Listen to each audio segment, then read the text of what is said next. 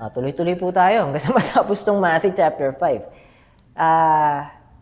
Feeling ko gagawin ko rin to sa 6 tsaka sa 7. Matthew chapter 6 and 7. Sermon in the Mount, there's a lot there. Sulit na sulit talaga yung ano.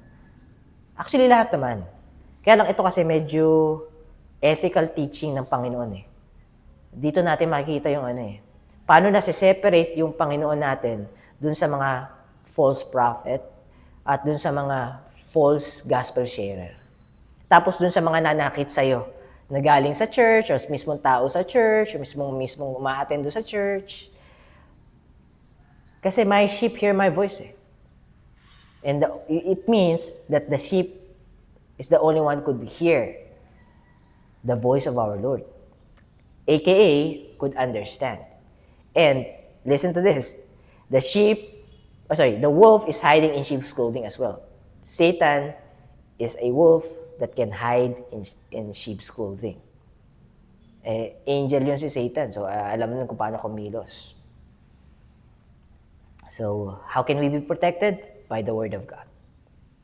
How can we know if our pastor or if our leaders are actually dwelling in the Word of God? If we know the Word of God. Cross-reference natin yun eh. Mache-check natin yun. Okay. Si pastor, follow. Obedient ako dito kay pastor. At sa church, okay, ganda ng, inline sila sa teaching ng Sermon on the Mount. Kaya nga sabi ni Pastor Cliff Kineckley, tsaka yung anak niya, tandem na sila ngayon mag-share ng gospel, mag-evangelize sa mga campus sa US. And sinasabi doon nila, you will be a fool if you listen to what I say. Go to the Word of God and then check me. If I am not gospel-centric, scripture-centric, run away from me. Parang ganun sinasabi ni Pastor Cliff Kineckley. And I adopted it. Tama naman eh. Pag sinasabi ko sa inyo, yung sarili ko lang na interpretasyon, tapos ang layo naman sa tinuturo ng scripture, takbo na kayo palayo. Padala ako ng kampon ako ni Satanas. Pagka ganun. How can you know? Check it. Basahin nyo. Kayo mismo po. Kayo po mismo magbasa. At wag po kayong mapanghihinaan ng loob pag kami nagsabi sa inyo, ako lang ang makakapag-interpret nito para sa iyo. Sa akin ka lang makikinig. O, sumama ka sa congregation ko. O, penging 10% ng income mo. Without them even telling that. Minsan subliminal eh. Pero the intention, what is the intention? Why are you forcing us to listen unto you? Alright, let me check. Are you speaking the Word of God? Are you fully sharing? And do you understand the Word of God? O, kailangan natin ma-discern yun. And how? Through the Word of God. Why, JB? Why the Word of God? Hebrews chapter 4 verse 12. Ang kulit ko na, no? Parang itong tatlong part na to, sinasabi ko Hebrews chapter 4 verse 12. You know what? I'm not gonna say it. Para magkaroon kayo ng kusang palo, niloloko yata tayo nitong si JB eh. Hebrews chapter 4 verse 12 daw, ang nagsasabi na ang salita ang makakapag-interpret ng laman ng puso, intention ng puso at intention ng utak, thoughts, and ng puso. Intents of the thoughts and of the heart.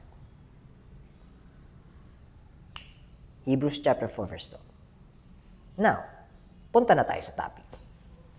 Ang katuruan tungkol sa paghihiganti. Ganda nito. Nakaka-relate ako dito. Kasi dati, galit na galit ako sa kuya ko eh. Sinisisi ko yun eh. Hindi ko alam. Mali na. Nasira ako yung buhay ko kasi sinisisi ko yung kuya ko. Yung kuya ko pala, biktima rin. Sorry na kuya. Sorry na kuya Michael. Okay. Ang katuruan tungkol sa paghihiganti, verse 38, narinig din ninyong sinabi noon ng ating mga ninuno. Sorry, mali. Narinig din, nahirapan akong basa ng Tagalog. Sa Filipino pa ako mababa ang grades yata nung araw eh. Narinig din ninyong sinabi noon sa ating mga ninuno, mata sa mata, ngipin sa ngipin. An eye for an eye, a tooth for a tooth. But listen to this. 5 minutes. Ngunit sinasabi ko sa inyo, huwag kayong lumaban sa masasamang tao. Kung sasampalin ka, this is, na-share ko to dati. If someone, lalo pagka ang topic is anger, how can you forgive your brother? How can you forgive the one who scammed you? How can you forgive the one who's talking about you behind you? And how can you forgive the one who's talking about you in front of you subliminally? Simple lang. Itong mga verses na to. If someone slap you on your right cheek, give your left cheek as well. If someone sue you for your coat, give your cloak as well. If someone asks you to walk 1 mile, walk with him 2 miles. Now we'll be reading it now. Verse 39. Ngunit sinasabi ko sa inyo, now we'll be reading it now. Redundant na. We'll be reading it now. 39. Ngunit sinasabi ko sa inyo, huwag kayong lumaban sa masamang tao. Kung sasampalin ka niya sa kanang pisngi, iharap mo ang kaliwa. Iharap mo pa ang kaliwa. 40. Kung ihabla ka ng sino man at kunin ang iyong damit, ibigay mo rin pati ang iyong balabal. 41. Kung may ipipilit sa iyo na pasanin ang kanyang dala ng 1 kilometro, pasanin mo ito ng 2 kilometro. Bigyan mo ang sino mang nanghihingi sa iyo at huwag mong tatalikuran ang sino mang nanghihiram sa iyo. But there's a teaching as well to be a wise servant. Alright? So you need to know what's the intention. Baka mamaya deceitful na, ginagamit na sila ni Satanas para laruin yung scripture. The devil also work around the scripture. Satan pulled up the scripture the second time he's tempting our Lord Jesus Christ, and he leave an important line on the scripture. He didn't fully quote it. But God, our Lord Jesus Christ is God. He knows the scripture more than Satan does. So God uses the scriptures against Satan. Now, if ever, pwedeng gamitin kasi ito especially last verse, verse 42.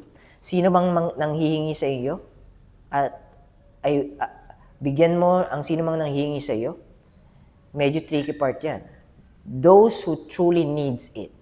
Those people who are trying to mimic those who are truly in need, ibang usapan nyo. Kailangan mo doon discernment. How? Parang ganito. Humingi ng pera, nanlilimos. Alam naman natin, sindikato ngayon, ginagamit din yun. Hindi tayo sigurado, hindi natin alam, baka totoong nangangailangan yun. Instead na bigyan mo ng pera, meron kang tinapay, bigay mo. Sa Robinson, may lumapit sa akin, bata. Medyo kapos ako kumbaga tinitipid ko yung sarili ko eh. Kumbaga, nakaalat na yung gastos ko sa araw-araw. Actually, may utang nga ako ngayon sa GCash eh. Pero may parating naman, para pambayad doon. And, gumagawa naman ako ng paraan. Ngayon, ang way ko is do it the right way. Mag-aral, tapusin at least high school para pwede ako mag-start sa call center. Kasi tumatanggap naman sila ng high school graduate. Kaso niloko ko kasi sila ng 5 years or almost 6 years. Sinabi ko college graduate ako. Hindi. Luckily, hindi naman luckily, thankfully, inalaw pa rin ni God yun para magkaroon ako ng experience. So, kailangan ko lang matapos yung high school para pwede ako mag-apply ulit doon. Para hindi na ako natatakot pagka mapopromote ako, baka magkaroon ng background check. Ngayon, alam na nila. High school graduate ka. Okay, so may 5 years experience ka. Okay, sige, alaw ka namin ma-interview. Okay, pumasa ka sa interview. Online exam or computer exam, pasado ka rin.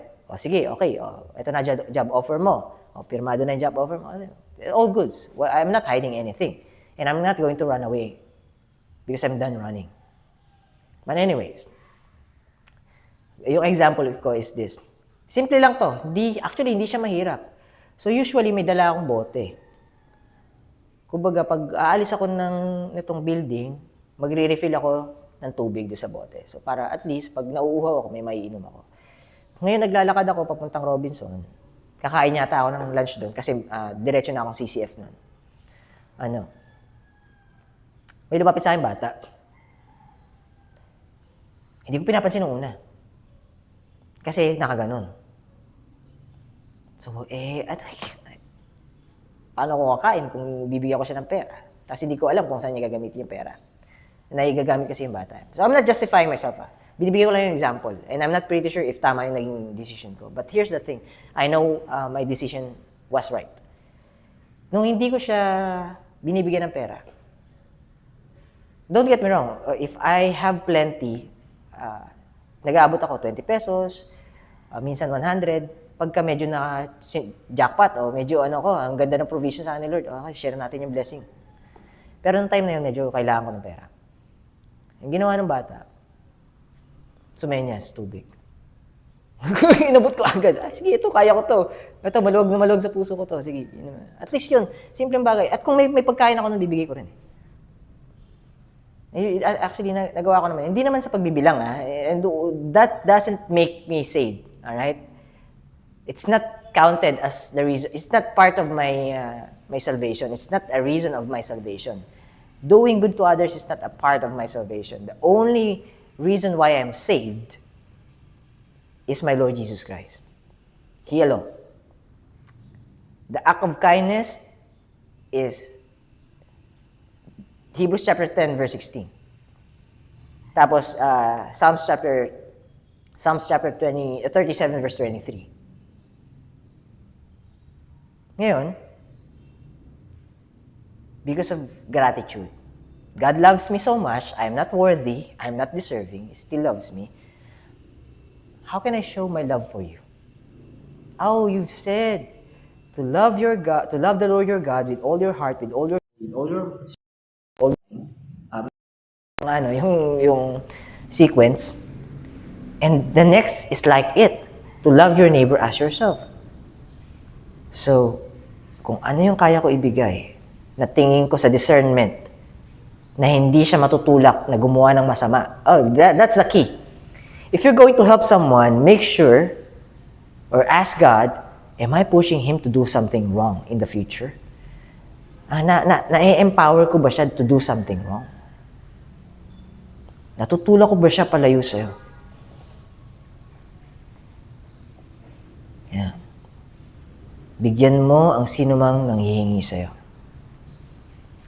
Dito, ang pagkakaunawa ko rito. Pero kung babasahin ko to per se, but God has a hidden message. For example, pre, may lalapit ako sa'yo. Tama ba ginawa ko na nagsinungaling ako sa kanya pero ang sarap sa pakiramdam ganun ba?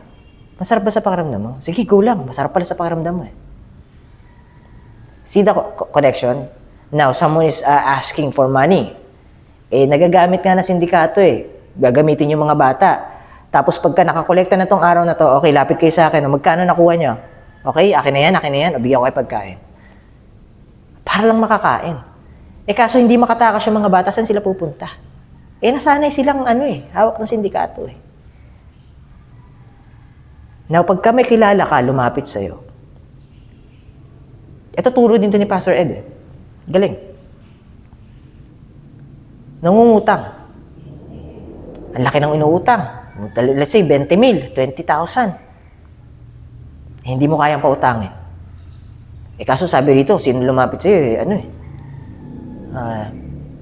bigyan mo lumapit para mangutang Ano discernment? Okay. Mangutang ka ng 20,000, meron akong extra 1,000. Pagka pinautang ko sa ito at di mo nabayaran, nagagalit ako sa'yo. Baka magtalo tayo. Pwedeng magalit ka sa akin pagka tinanong kita kung pwedeng i-follow up. O para hindi na lang tayo mag-away. Di kita kaya pautangin ng 20, etong 1,000 medyo, may pinaglalaanan to, pero maluwag pa naman, tulong ko na lang sa'yo. You're not expecting anything in return.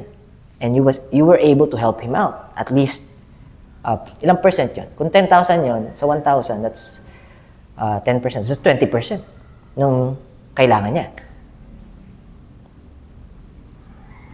Hindi mo pa rin siya tinalikuran. Now, eto pala, best way. Naku po, eto, matutulungan kayo nito. Hindi to hypocritical. And this is the best way to help other people if they are asking. Tignan mo to, bigyan mo ang sino mang nanghihingi sa'yo. Naku, ito na yung wisdom. Kararating lang. Sorry Lord, medyo na-delay ako. Na-delay ako. If you can't give them any worldly things because you don't have any worldly things to spare. Genuinely. Talagang saktong-sakto ka lang. And you have a family to feed. A family to provide roof over their heads. Here's the thing. Bigyan mo ang sino mang nanghihingi sa'yo. If they are asking you an extension of their life here on earth, preach them the word. Why? The things that you're asking, pansamantala. Bigyan kita ngayon, matatapos din. Paano, magkasalubong ba tayo susunod? Baka hindi. I'ma preach you the word of God. That God loves you. We fall away from Him because of our sins, but He made a way for us to be with Him. He paid our sins. Preach the gospel. That's what I'm trying to say. Because the gospel is the most important thing you can offer as a sign of your love, genuine love. And it's actually priceless because it's heavenly. But actually, tama yung term. Walang katumbas sa pera yun. At hindi siya ganun kahirap i-share. Because it's coming from love. At overflowing. Kaya hindi siya mahirap i-share. The love of God is overflowing from you, and that's the reason why you can share it right away. You just need to understand what it is that you're sharing. Baka mamaya sinare mo, sinave ka ni Lord pero gumawa ka ng mabuti kasi kung di ka gagawa ng mabuti, hindi ka rin sinave. False gospel yan, guys. Don't get me wrong, false gospel yan. It's a work of Satan. It's a deception. Ano ibig sabihin? Anong deception ni Satan doon? Treat yourselves as God because God's finished work is not enough for you to be saved. So you need to add up. O ngayon, dalawa na kayo may glory. 50% kay Lord, 50% sa'yo. O do you fully believe in our Lord Jesus Christ? O ask yourself. False gospel yon. Deception of Satan. If you even glorify yourself 1%, God doesn't have your acceptance of His salvation. You didn't accept Him as your Savior because you're providing 1% of your salvation unto yourself. Sabihin mo, hindi naman ako magbo-boast. Paano pagka sinabi sa'yo ni Lord, depart from me, I never knew you. You who practice lawlessness. Oh, Lord, have we not prophesied in Thy name? Lord, have we not cast out devils in Thy name? Lord, have we not do many wonderful works on your name? Ano ibig sabihin nun? Sumbata na. Kasi di ka na pinapasok Lord, ano yung iniquity ko? I told you the will of my Father. This is the will of Him that sent me. Whichever seeth, makakita, and believeth, maniwala sa aking anak, on Him, may have everlasting life. And our Lord Jesus Christ said on the next line, and I will raise Him up at the last day. You disobeyed me. I've said, my will, God said, my will is for you to believe in my Son. And now, you're believing in yourself as well. You're relying on your own understanding as your priests, pope, preachers, evangelizers is telling you. You didn't rely on me 100%. And that's the reason why I've sent my son to save you. Because no one among you can save yourself. That's the iniquity. That's the lawlessness. Hindi yung hindi ka nakasunod. Makakasunod ka because the law of our Lord Jesus Christ will be embedded unto you. He's the one who's going to put it inside your heart and mind. And the Holy Spirit will remind you, oh, you've committed, you've go against God there, JB. Oh, that's the reason why I didn't like it. Kaya pala, hindi maganda pakiramdam ko ron. Mukha lang siyang maganda sa una, pero nung na-realize ko na, I made a mistake. Okay, medyo mahaba na. Pero that's what I mean. Lalo sa verse 42. 20 minutes, sorry, pahaba. But anyway, sana. Again, tapon buto, kain laman. Pagtingin nyo, mali yung interpretasyon ko, tapon nyo. Pagtingin nyo, makes sense, take it. But take it only if it is pointing you to the scriptures. If it's not, run away from it. Run away from it. Disregard it. Neglect it. Reject it. Okay? God bless you guys. Keep safe. I'll be seeing you. Meron pa isa kasunod to. Tapos Bible study na after. So, bye for now.